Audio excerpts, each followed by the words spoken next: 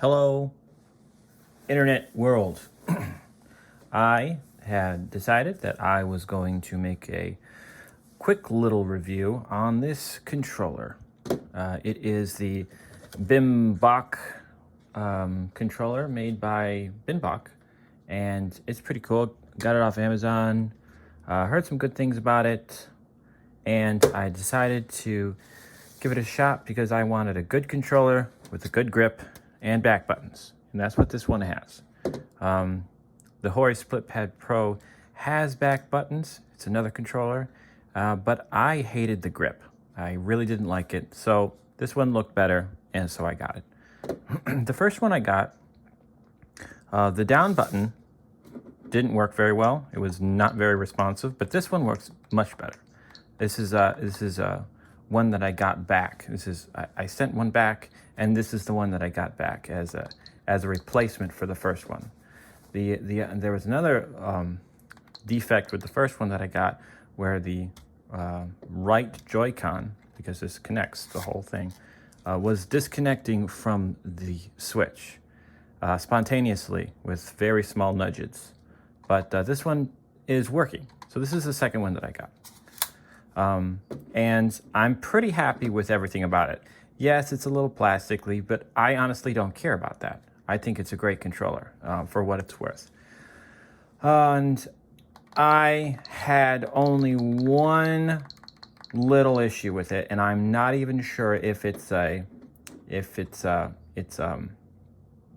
problem in the sense of as a defect where the manufacturer didn't intend it to be like that, right? So I'll show you what that is. I'm gonna go ahead and settings.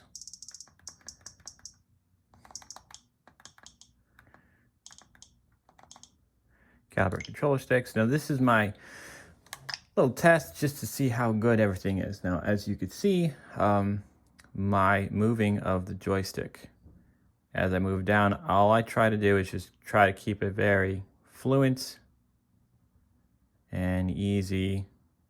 I just try to get around the edges as best I can. And what I'm noticing is that right around the axis, there's this pretty significant dead zone all at the axis, right? And I'm moving it right here, and I'm not getting anything registering, right? Nothing registering.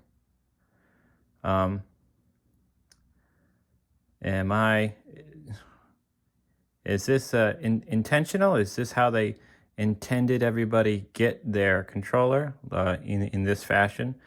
If it's not, then I guess I just got another defective controller. But as I'll go ahead and try the other joystick, and it's the same thing. We're getting that dead zone at those axes. And it's pretty noticeable. But everything else about the controller, I love it. It's great. Everything's very responsive. It's just you get those significant dead zones. Now, comparing that to another controller, this one. This is Power A. I love their controllers. They're really great. And we're just going to go ahead and make the same kind of test, and I'm not getting those dead zones at all.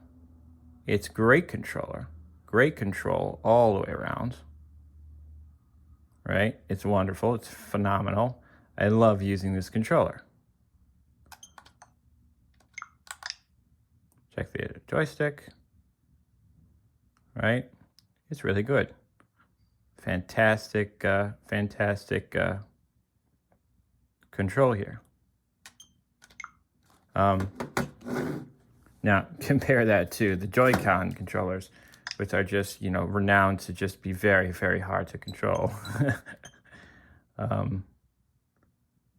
But you don't get dead zones, Yes, the Joy-Con is smaller and everything, and it's just much more difficult to control. I think it has a lower range of sensitivity, but you don't get those dead zones. Same thing.